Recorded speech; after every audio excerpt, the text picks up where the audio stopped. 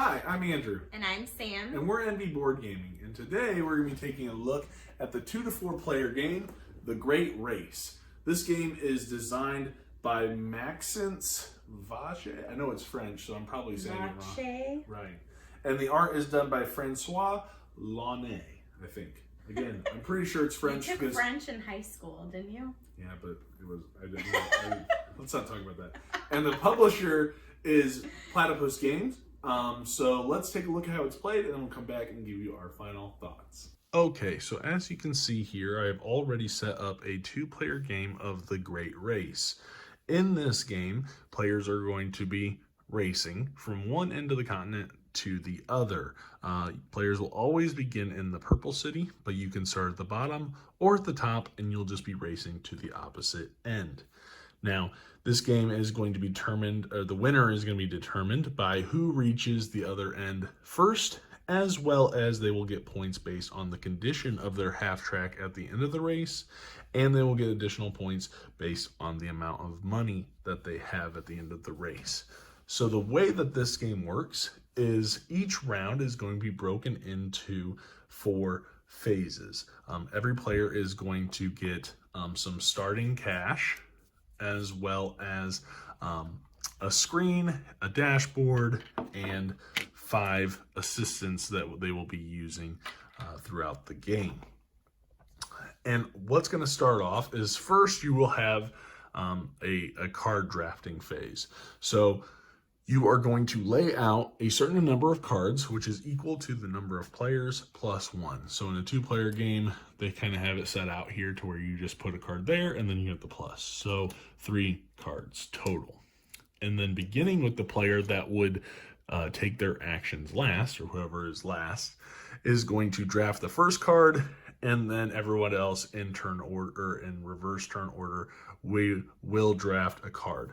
So in this case, the last player drafts one, and then the first player drafts one, and then the last player will get the remaining card that is left. So everybody will get 1 card except for the player that is last. They will get 2 cards. Now, after you have finished the drafting, you will go into what is called the planning phase. This is where players are going to, in secret behind their screen, they are going to be placing their assistants out onto their dashboard. Now, when you look at your dashboard, you're going to see a number of different things. You're going to see these 3 gauges as well as these spots here. The gauges are going to determine how much fuel you have, your chassis, and your engine, which is going to determine, how far you can drive each time you take a drive action, how many spaces you can move, and your hand limit, which these can fluctuate out throughout the game, which I'll explain a little later. So players can place their assistants out on one of these 4 spots. Oh, and this is fuel. Pretty self-explanatory how much fuel you have. So if you wanted to, you can put assistants here, here, here, or here. Depending on where you go, you'll do different actions. So if you are looking to get additional francs, you will put your assistants here, and depending on how many you place, you will get that dollar amount. So if I put 5 out, I will get 110 francs. For each assistant here, I can do one of 2 things. I can draw a card off the top of the deck, so just kind of top deck a card to increase your hand. Or you can draw tiles from the bag, and you'll be able to place them. So for this, when you draw these tiles, there are some stipulations as to where you can place these tiles. So whenever you're placing a tile, it just has to connect back to where your half track is. So long as you can make that connection, then it's a valid placement. So even in this situation, if I were to then later on place additional tiles, these cities count as connecting. Since you can't put a tile on top of a city, I could, however, place a tile here since it would be connecting through this city. You could do this to where even if another player, so long as it connects back to you, you could be impeding other players their path that they're taking. So that action will allow you to place out 2 tiles. Over here, you are going to be able to do a repair action and a drive action. And then here, which I'll explain a little bit later, and then here is where you'll be able to avoid danger or even trash maybe some tiles that you don't like that are in your way. So once players have decided on where they're going to place their assistants behind their screen, everybody will then move their screen and they will take turns in turn order, doing one of essentially 4 different things. One of them is pass, which is pretty self-explanatory, but I'll mainly hit on the other 3. So you'll have 2 things that you can do that are optional and 1 that is mandatory. So I'm going to zoom in a little bit here to explain the first thing, and that is being able to purchase fuel. So as an optional action during your turn, you can purchase fuel. Depending on where your half track is located, though, the cost of fuel is going to change. So if my half track were here in the city, each level of fuel that I purchase will only cost 10 francs. However, if I were in the wilderness and not in a city, it would cost me a little bit more, which would be 20 francs for that fuel. So that is optional. You don't have to purchase it, but you may need to spend that money in order to actually move in a future action. Another optional action that you can take is going to be playing cards. So in your hand, you're going to be noticing a series of different symbols. And one thing to know is that these little green cards in the top left-hand corner are going to be ones that can be played during this phase, which is called the convoy phase. So after you revealed, you're going into the convoy phase. So these ones can only be played during the convoy phase, whereas some may have a little icon that is going to refer to your dashboard. So for instance, here, in order to play that card, it's going to be coupled with one of these actions. So you need a drive action, a skill action in order to play that card. So you'll play them together. Some will have lightning bolts, which can be played at any time. And then some will also have like little mechanics or repairmen in the top, which I'll explain a little bit as well. So you can play those cards. Those are an optional action. And then what you will be doing as your mandatory action is you are going to be pulling off these assistants. So if I wanted the cash, I kind of already explained this a little bit. If I had 2 here, I would then get 20 francs. So I would just pull them all off as a group and then get the 20 francs. Draw the cards. Now, when it comes to repairs, one thing I wanted to hit on with the repairman is that for when you pull this off, you will be able to repair. And again, depending on where you're at on the board, the costs will vary. And you'll be able to use those cards that I had mentioned earlier with the repairman on them in order to take advantage of those. They might do a little increase or be able to, move up, repair a level for free. However, you do have to have an assistant on that location in order to use this card. Driving. There will be cards that also have drivers on them. So for instance, this one here, if I were to take this action to drive, I could use this card, which would let me ignore stop signs. So as you're placing out these tiles, you'll see some of them that will require you to stop. You can ignore it if you play that card. And then you'll see some of these that take hazards. So when you're driving, you are going to be spending fuel as well as taking any kind of mechanical damage as you're moving along. So for the fuel listed, that is how much you will adjust your petrol on your dashboard. And then you will be able to decide where you want the mechanical to be taken away from, either your chassis or your engine. Just remember that could determine whether you not go as far or if you don't have as many cards in your hand.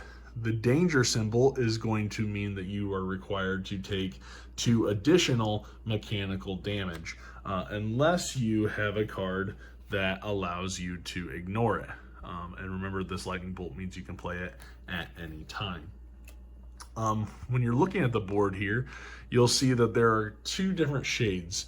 So you have this lighter shade, and then you have this darker circle around these tile areas. This just means that you have to spend an additional fuel. So if I were to put this tile here and I were to move into it, I would only have to pay 1 fuel. However, if it was here, I would have to pay 2 since it is on this darker circle area.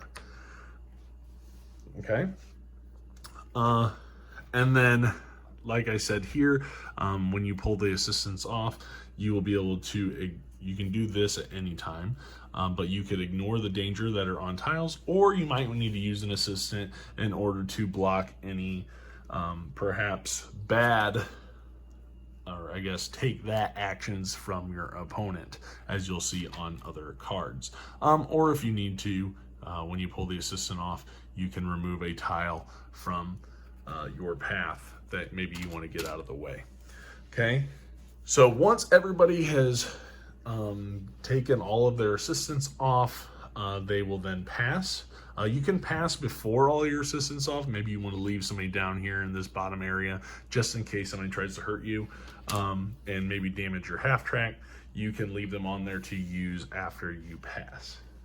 Once everybody has passed, then what you are going to go into is called the maintenance phase, which is where you're going to kind of determine player order that might change, as well as give out any bonuses. So as you are moving along the track, you can see that the board is broken up into these different rows. And as you're moving up, you're going to have this little token that moves up with you. And at the end of the round, you're going to find out who is in the lead. So whoever is the furthest, or if there are multiple in the same, whoever was first to arrive there will be on the bottom. They will get an additional 20 francs. If you're playing with 3 or 4 players, the second player, the player that's in second place, will get 10 francs. And then you will start the next round, just as we had talked about earlier with the draft. Now in this game, there are a number of modules that you can add, which can shorten or lengthen the game depending on which ones you use. What's nice is that they've included in the rule book for the modules whether the module will make the game longer or make it shorter, which is really nice because if you throw in every single module, you're probably gonna add quite a significant amount of time to the game. However, there are ones that help speed it up for a shorter game. So it's really kind of pick whatever you want with that option. You can add pickup and delivery with little cubes. You can put in weather or seasons.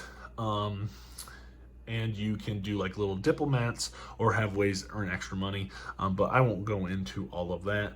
One thing I didn't mention is that you can use the ferries here. It just depends on which one you use. It's going to cost, it'll still cost you fuel to go into the city. You have to stop every time you go into the city, but you can use ferries to get around as well. So let's take it back up top to get our final thoughts on the game. All right, so that's how you play The Great Race. So let's just jump right in. Tell me, what did you like? What did you not like? What did you think? I like that it felt like an actual racing game. That you needed the gas. You actually had to take damage when you were driving through the terrain. So it was really exciting in that way that it felt like you were actually racing. And like there were, you know, if you were like, oh, I want to get this many spaces, like I need this much gas and you're going to take this much damage. So it made it more difficult to move, but it made sense, you know, like obviously it would be like real racing, you know, if you're racing throughout a country. I thought it was cool, just a continent, yeah. I felt like it was cool, the different characters that you could choose. The first time we played it, if there's always purple pieces, I want to be purple, since that's my favorite color. But which that one actually, that's the expansion. So that's the 5th player expansion character that comes with it. So in the base game, there's no purple. Yeah. So I mean, I got to, you know, play the purple by accident, basically. But this is a Kickstarter, I should say that. Yeah, it's a Kickstarter, and I thought it was cool, just the historic part of it. Like the purple player, she was like the first like French racer that was a woman or something. And so like I liked the history part of it, just like the facts, because on the back of like the card I think it gave you like just some facts about them. Yeah, so they're every real team, people, yeah, right? so every team has its own like background, and I know just based on following the Kickstarter when we backed it last year and everything, their big goal was to keep it historically accurate, and so I like that they give you that background and give you that flavor text for each team and what country they represent. Right. And then, because if I remember right, it takes place in the 1930s. And so, it was, even with the things that this game gets a lot of grief for, is the paper money. And that was something that came up during the Kickstarter. A lot of people were like, oh, paper money, no one likes paper money kind of thing. And they explained in the Kickstarter that, they wanted to keep the paper francs because it was current to the history of the game, and I can respect that and understand that. Not everybody loves paper money, but I didn't really find it to be that horrible in this game. I didn't think it was that big of a deal. I know it's not everybody's cup of tea, but it was fine, and I can appreciate what they're doing with the game, keeping it historically accurate. I agree, it definitely felt like a race. And it was different. It wasn't a biking race or necessarily really a car race. This was a half track, So like, you weren't going 200 miles an hour. Like, this was a race that took like days and days and days for these teams to complete. And so you're going over terrain that might never have ever been traveled with any kind of vehicle. And so I liked that aspect of the game and being able to go through different areas. I liked that like worker placement essential part of the game, where the planning part where you're putting your assistants out on the different boards. And they did have the upgraded assistants to where they're a little bit bigger for that top spot where you get money. They don't necessarily fit, but I mean that's a pretty minor gripe to it was an upgraded part. So, and if I remember right, this is their first game that they've done. And so I give mad props to them. I mean, those dashboards are dual layered. They look really nice. The art in the game is really beautiful. The miniatures of the cars are really nice. And so I really liked most of the game. I liked the management. You have the card management and how some cards rely on where your assistants are at, and I liked that you had to keep your engine and chassis upgraded, or that could limit how many cards you can have in your hand or how far you can travel. And then you throw on top all the different modules. You have the pick up and deliver module, you have the weather, you have the seasons, you have the different like diplomats kind of thing, to where if you wanted to leave a city, you might have to bribe some politicians in order to be able to leave. That kind of sucked, because you're like, oh man, I gotta pay them so I can leave. And so some can make the game longer, some can make the game shorter. There's one that helps you get more money. And so, I mean, just be aware of which ones you're picking to put in the game will lengthen or shorten the game. I think the one negative that it gets, and I totally agree with, is that there is a lot of luck in the game. Especially if you're not placing assistants in that first spot to be able to place other tiles out. If you're just kind of pushing your luck and driving, like, you're going to have... It's gonna be lucky, you're that's the whole point of pushing your luck. It's possible you get a really great tile that only costs you fuel, but then it's possible that you have a tile that costs fuel, damages your engine or whatnot, and also is danger or has a stop sign or slows you down or whatnot. And so, I think that's one of the downfalls, is that it is very lucky, but again, I think that's probably very thematic. Actually, like racing, and you're just out in the middle of nowhere, like anything could happen. And they didn't have GPS, and we're 1930s, like how well would a vehicle get through some of that terrain? And I feel like the one thing that maybe you don't like as much in this game is there are cards that could be a little take thatty, to where you can actually damage someone else's vehicle, or even placing the tiles out. You could, you know, so long as it comes back to connect to where your half track is at, putting those tiles out, you can kind of block somebody, and they may have to spend an assistant to get rid of a tile that they don't like. Or there's cards that I would use. I used a couple times where you could actually remove the tiles if they were ones that were going to hurt you, which I liked that part, being able to be like, okay, well, I'm just going to remove that. Right. To move so there can be some meanness to the game if you want it to be. That. It does depend. I like the ferries. I mean, I enjoyed that whole being able to take a ferry. You know, I'm not a person that wants to just take a straight line straight down, because then I have to go through that darker section that costs extra fuel. And so I feel like, I will say this, I like this game at 2. I probably would not play this at 3, 4, definitely not 5 players. The half tracks, you know, they can sit on the same tile. So if you had 3 or 4 cars on one tile, that would be kind of difficult to do.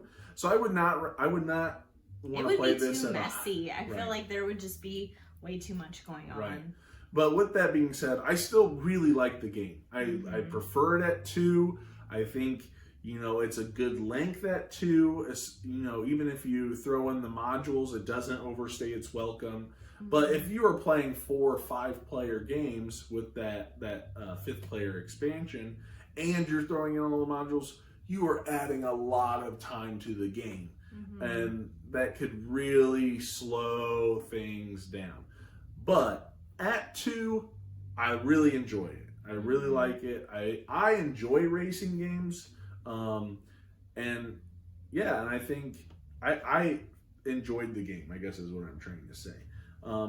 So I would say, as a rating, I'm just going to jump right into the rating. This is definitely a 7 for me, which isn't bad. I think it's a great game. I already said I love the components. I love the art. I love the theme. And it's their first game, so I'm excited to see what comes out. I know they have another Kickstarter for the Great Race 2 that's supposed to be coming out, actually, I believe, next week is when they're coming out with it. And so, or, you know, like June 21st, June 22nd, I think. And so I'm excited to see what they do differently and how that's going to look. I know they're coming out with North America and I believe Asia continents. So you'll have 4 maps if you get those, which can add a lot more replayability to the game. So I really enjoy it. So it gets a 7 from me. What about you? I'm actually thinking the same. I think 7? I would also give it a 7.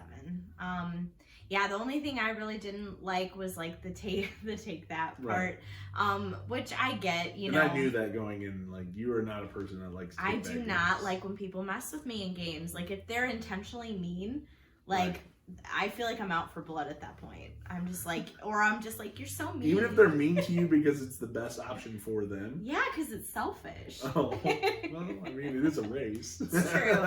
Which I'm like, okay, I'll get over my emotions. Like, that's fine. But I mean, overall, I thought it was fun. Like, there is some anxiety in it because you're just like, oh my gosh, like I have to get there before they can. And you would take the ferries and I'd be like, where are you going? Like, because, you know, you would get there a lot faster with the ferries. And so, I mean, which, you know, that's what you got to do to win. So, but I thought it was fun. Like, I like racing games, and I think this was one of those games where, it was just fun to play. Right. And I like how authentic the game. I like that it is accurate to its history. Yeah. I did like that part too, that it was not just like, just like race cars or something. Like, it was based on a time period. Right. It was unique. It was very unique in that way. I thoroughly enjoyed this game.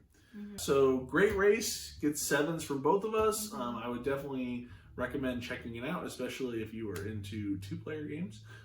This is, you know, obviously plays up to 4 or 5 with the expansion, but definitely check it out with 2 players. Please leave your comments, questions, concerns at the bottom. Give us a like and subscribe, and also click that little bell icon so you get notifications every time we upload a new video. Thank you, and have a great day, and we'll see you guys on the next one.